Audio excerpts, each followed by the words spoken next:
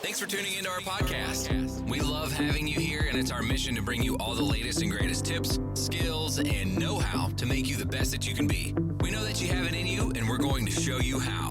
Now, let's get started.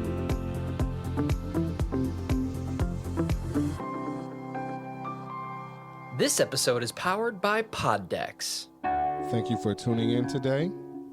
You are now listening to That Will Never Work podcast with your host, Maurice Chisholm.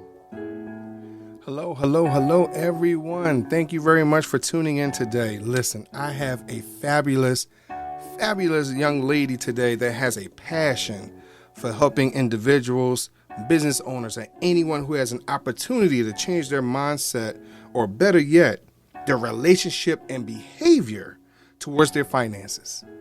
She is a financial coach who is willing to discuss with us today what the 5 money personality types are to help us build and develop a better financial relationship moving forward. I hope for those of you that listen to me every day, I hope this really helps you today, because I'm looking to get a lot from her. Listen to other podcasts and interviews. She is fabulous. Lovely personality. And I bring to you none other than financial coach Alissa Locke. Thank you very much. Thank you very much for coming on. Oh, I'm so glad to be here. Thanks for having me. You're welcome.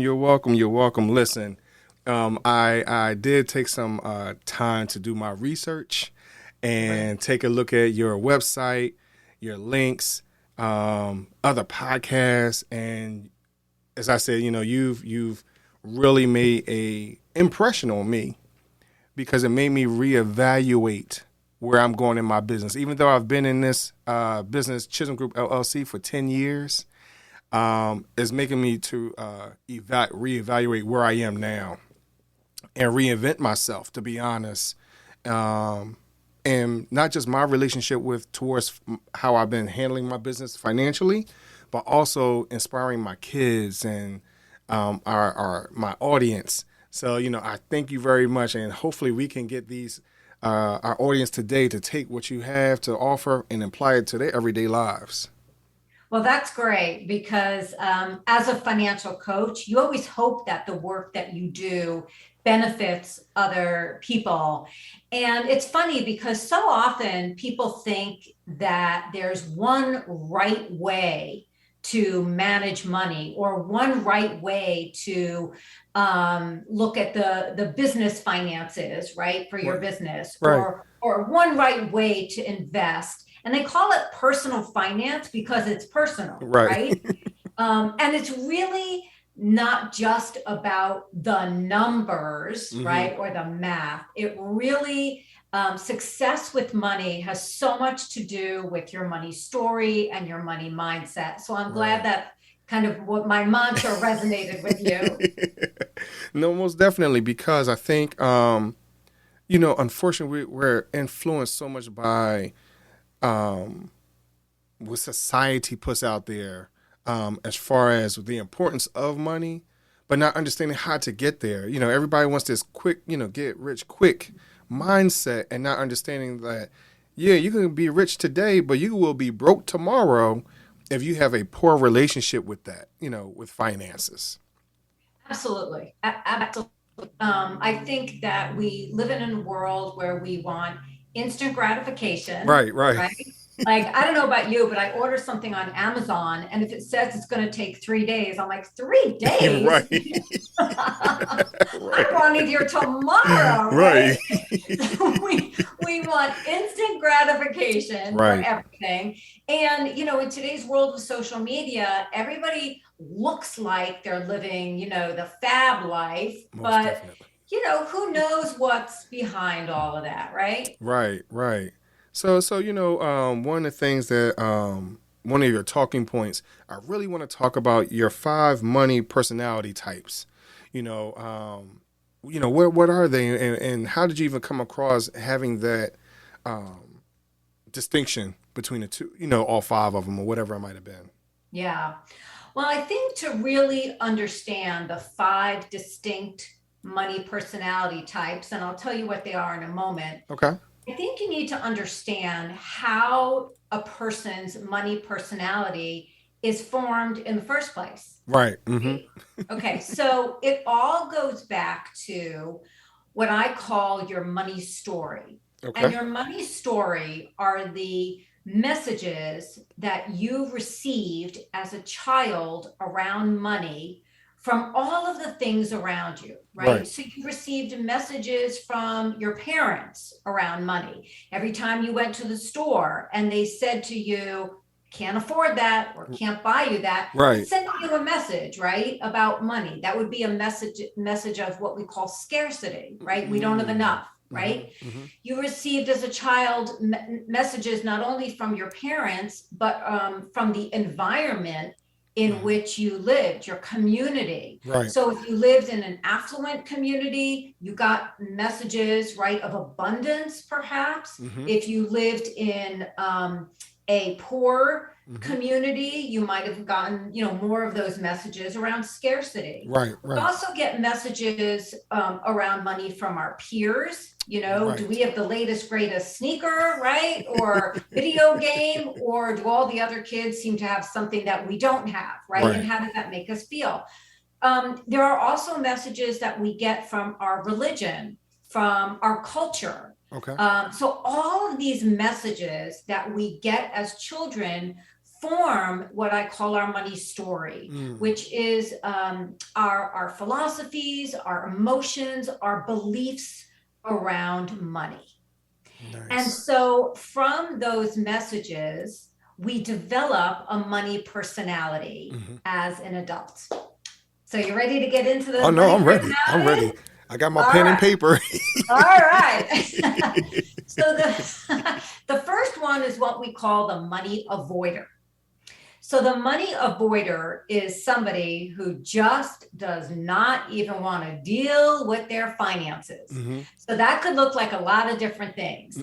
It can look like somebody who, when a bill comes in, you either pay it right away because you want to get rid of it, you don't want to deal with it, or you stick it in a corner or on your desk and you don't even want to open it. Right. You don't want to look at your paychecks. You don't want to look at your investments. You don't want to look at your checking account. You don't want to look at your credit card. You don't want to engage with your money. Somebody like that is likely not to budget, right? Wow. Either. Okay. Wow. Okay. And if an avoider has debt, they likely aren't even looking at their debt.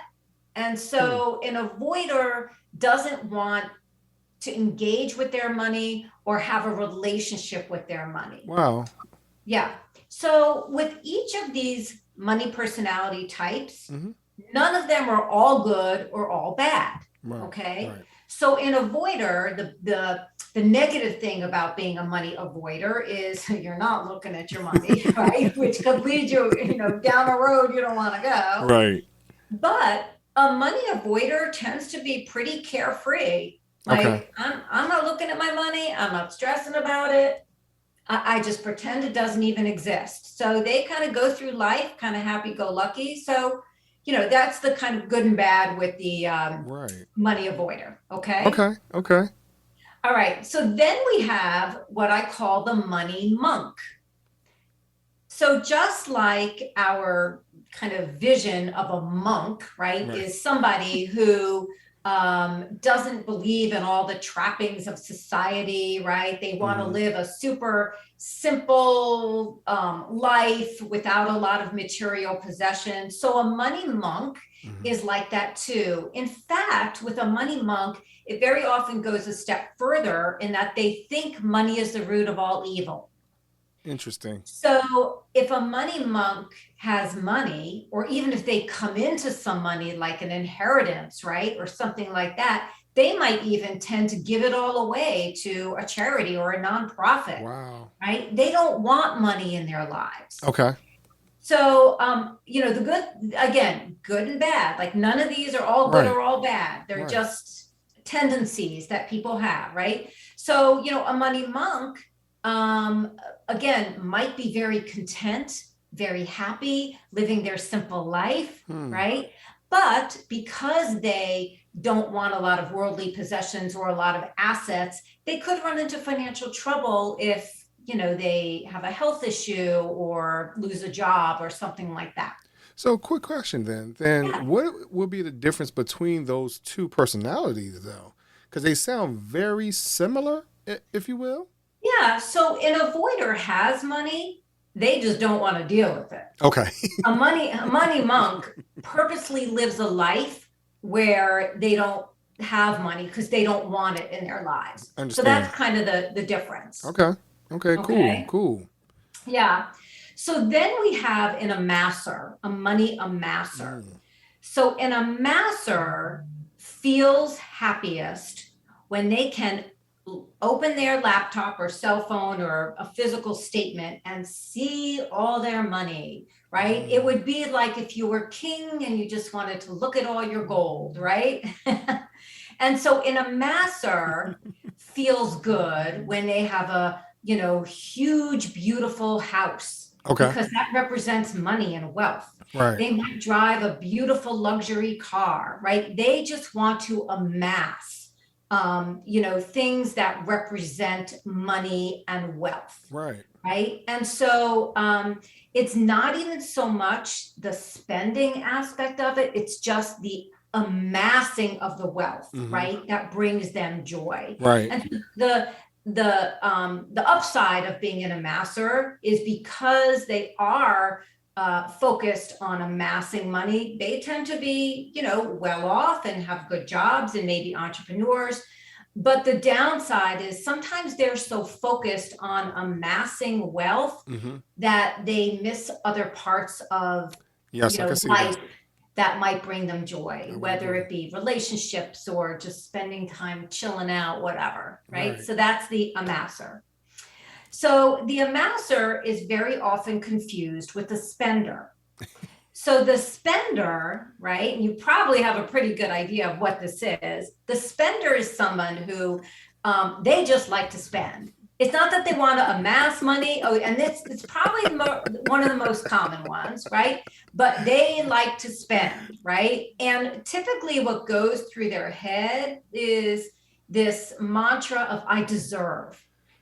I work hard, so I deserve to do whatever on the weekends. I had a stressful meeting, so I deserve to have some retail therapy, right? I deserve, right? And so spending is what brings them joy and makes them feel, whole and beautiful and smart and all of, successful, all of those things. Right. The downside, of course, is they tend not to have a lot of assets because they just spend it all, right? So they may not have savings or investments or, retirement, plans or whatever. But being a spender is not all bad because they also tend to be very generous. They spend on others as well, right? Okay, and the last one is what we call the money hoarder. Okay. So if you've ever seen that show called Hoarders, I don't know if you've ever seen that, right? These are people who, it really is a psychological kind of problem or a mental illness. I'm not quite sure how you'd label it, but they need to have all their stuff around them, right? And that's how they feel secure and safe and whole. So with a money hoarder, they feel best when they are hoarding their money or saving their money. And so when they do spend, they tend to spend and then feel guilty about it. Right. Wow. So when they buy something for themselves or somebody else, then they're racked with guilt. So the good thing about being a hoarder is they tend to have, a really good nest egg, right? And they're saving their money. They're living maybe frugally. But the downside is because they're hoarding their money, sometimes they miss out on, the joy that spending can bring you. So those are the 5 money personality types in a nutshell. So let me ask you this. Do you come across or have you come across individuals where they might intersect some of these personalities? Because even with the hoarder and the amasser, again, people can, you may not be 100% sure which one you may be, so I'm just curious whether or not people come across those intersections at some point in time in their lives. Have you come across that? For sure. For sure. There are lots of people who have a dominant money personality and then a secondary money personality, right? Okay. So that's certainly quite common. And one of the things that Money Mentor Group, which is the financial coaching firm that I'm associated with, we have what we call our money personality quiz. It's on our website. Anybody can take the money personality quiz. It's less than $10. Right. So they can just go on that and take the quick quiz. And then we send them a document that explains in much more detail what their money personality is and what it means in terms of saving and debt and all of that. We've made it, very accessible to everybody because it really helps you understand why you do what you do with your money, right?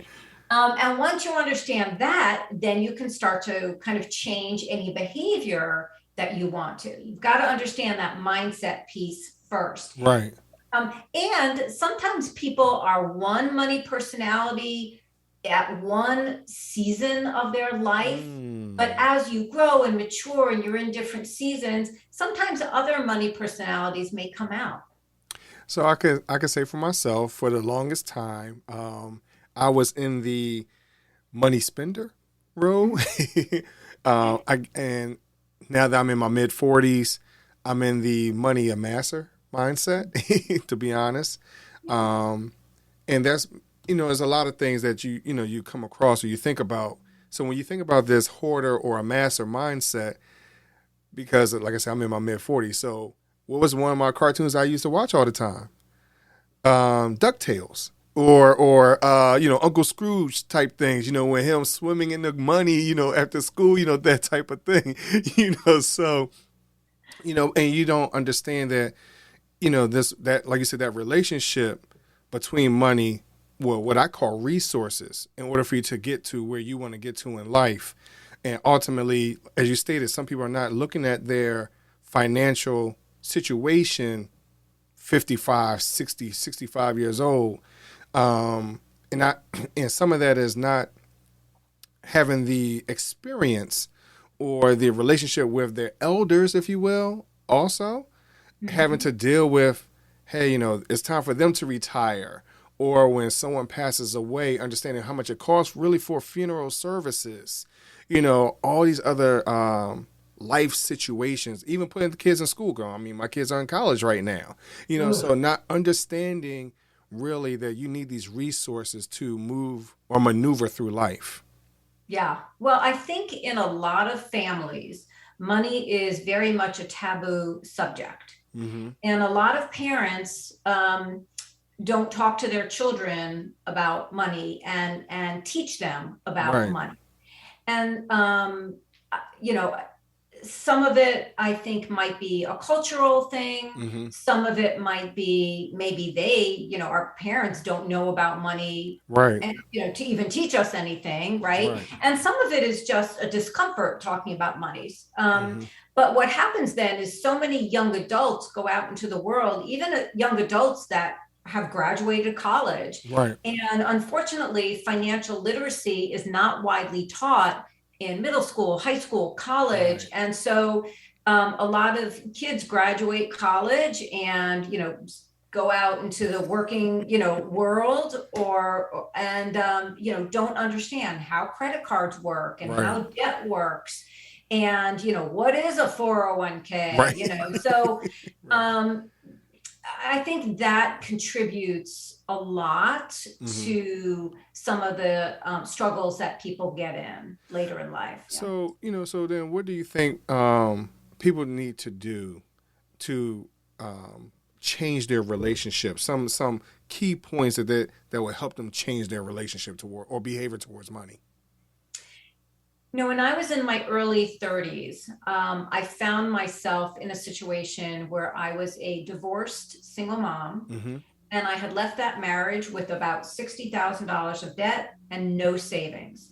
And it wasn't that my first husband and I were irresponsible really with money. Right. We were just your average couple. You know, we had a car payment, Right. you know, of my $60,000 of debt. That was a big chunk of it. Right. You know, I had some student loans, right? I mean, that was a big chunk of it. I did have some credit card debt, but, you know, nobody would have looked at my situation and thought I was doing anything other than what is kind of the American way. Right. But I used to lay awake at night in this like crappy little apartment that I had with my daughter. And I would think to myself, how did I get here? Like, how am I ever going to retire? How am I ever going to send my daughter to college? How am I ever going to be able to buy a house or improve our financial situation? And what I realized is that I knew what I should be doing. My parents had taught me about money, but somehow I couldn't get myself to do it. Like I knew I should be saving. I knew I should be living below my means, right? I knew I should have an emergency fund. Like I knew those things. Why was that actually so hard for me to do? Right. And I realized that if I didn't change my mindset around money, I would never change my behavior. And so I started going to the library and reading every single book that I could on personal finance, right? One of the earliest books I read that made a huge impact on me was by David Bach, and it was called The Automatic Millionaire. And it's basically how average people can become millionaires just by using the concept of paying yourself first. Okay. And so, you know, I started focusing on earning more money. I started focusing and I started learning about investing. You know, I started putting money in my 401k. I actually, a year or two after that, started a business because I felt for me, entrepreneurship would be my path to wealth. And I have owned 5 businesses now in my life. Wow. Congrats. And, you know, for me, it was such a successful journey that I was able to become what I call work optional in my early 50s. Nice. Yeah. And it was really because of my shift in mindset, which allowed me to shift my behavior. So in that, you know, I think some people do not like to answer those hard questions ultimately, and even putting themselves on a budget, because that's another question that comes up a lot. So how do you think people can get over that mindset of just, hey, how do I create this budget and chop it down into little pieces and not looking at the whole elephant, if you will, at one time? You know, what would you suggest to someone for that? So, you know, I always say like creating a budget is like getting naked with your numbers, right? I mean, you have to really be like honest and transparent, right? Right. Okay. So the first thing is just write down on a piece of paper even, or, you know, you can do a spreadsheet, or there's free apps. And I mean, there's all kinds of resources out there. But first, just know what your fixed recurring monthly expenses are. So your fixed recurring expenses would be anything that it's the same payment every single month. Right. So your rent or your mortgage, your car payment, you know, your daycare costs, right? Things like that. Okay. Once you have those numbers, okay, then you have to make a list of your recurring variable expenses. Right. Okay, so things that you pay every month, but the amount changes every month. So it's things like your electric bill and your gas bill. And as much as possible, take those bills and make them fixed. So if you call any of your utilities, they will actually put you on a fixed payment plan. So it's the same every month. Okay. And that's really helpful, because what trips people up is the roller coaster. Right. And so as much of your expenses that you can make fixed as possible, the better. Okay. And then if there's expenses that, you know, have to be variable, just, you know, write an average so you know what that is. What trips people up are the daily expenses, like food and, you know, grabbing a cup of coffee and, oh, I need a haircut and, you know, like whatever, like the things we forget about, right? Right, The little right. daily things that we're constantly like taking out our credit card or debit card or cash, oh, I need a snack at 7-Eleven, like, like all of that stuff, right? Right, right. We're driving with the kids and they're like, Mom, I want McDonald's, Right. right? You got, right? And you're like, a couple bucks here, a couple bucks there, like, right? But then, again, you get your credit card bill and you're like, whoa, Right. right? Right. Or all those, $5, $6, $7 things we buy on Amazon, right? Right. And then your bill comes and you're like, oh my God, I bought 26 things. What did I buy? Right. So for all of those things, I recommend using the debit card, because with the debit card, there's a finite amount and transfer a finite amount every month into a separate account for all those daily expenses. So if you've got whatever, $300 a month for all your little daily expenses, that's all you got. Right. And then the last category is you need to think about all those things that come around once a year that you forget about. So for example, if you have kids in sports, right? They play football every fall, right? So you got to know that you need money socked away, because if they're going to play fall football, you got new cleats, you got to buy the uniform, and you got the fee, right? Or let's say you pay membership to your some organization that you belong to, right? Once a year, right? So you got to think about all the things that are coming in the future and sock some money away for those. So that's kind of the basic framework of a good budget. Yeah.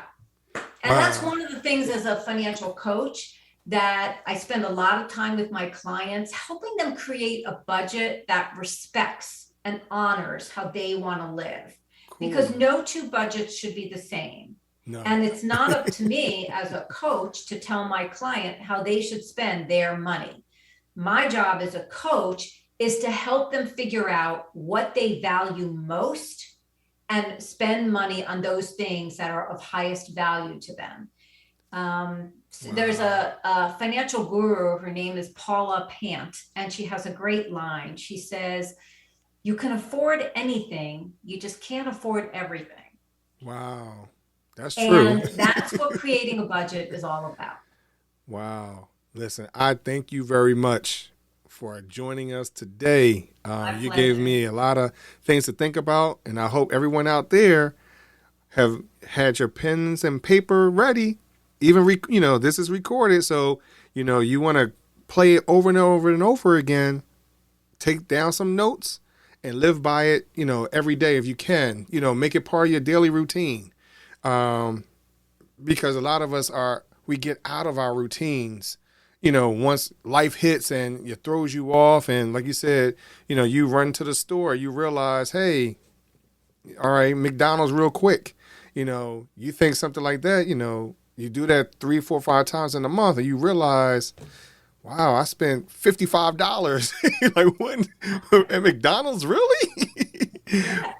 So it's little things like that, So, but I thank you very much for you taking the time today, for being on our show today. So before you go, I ask every guest a question. My Would You Rather segment. So my question for you today would be, would you rather face a fork in the road or be forced to pick between 3 doors? I would say the fork in the road. Really? Yeah. Because for me, 2 choices are better than 3.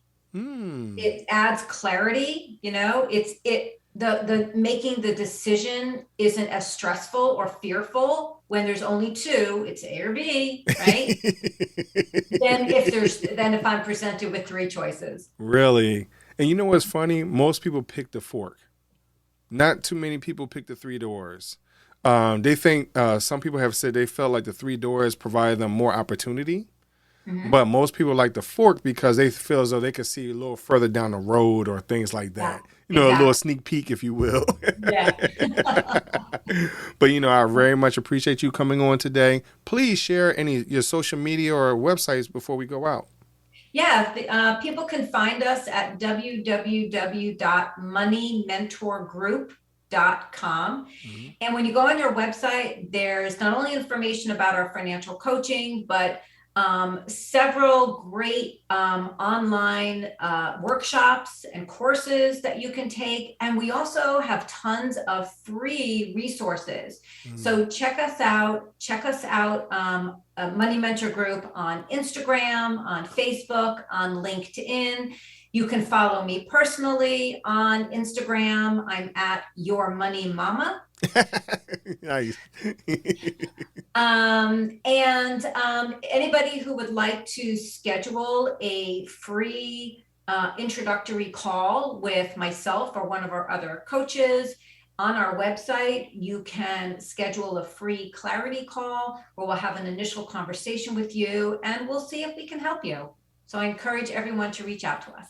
Sure. Thank you very much. So for those of you, of course, the links will be in our description, so you can, it'll be easy, very easy for you to follow and connect. Thank you very much again.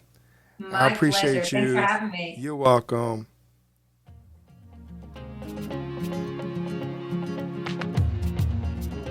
Loved what you've heard on this week's episode? Well, the answer is simple. It would mean the world to us if you could head over to iTunes and leave us a 5-star review and feedback. Spreading the word really is the best way to grow our podcast and achieve even greater things. Thank you.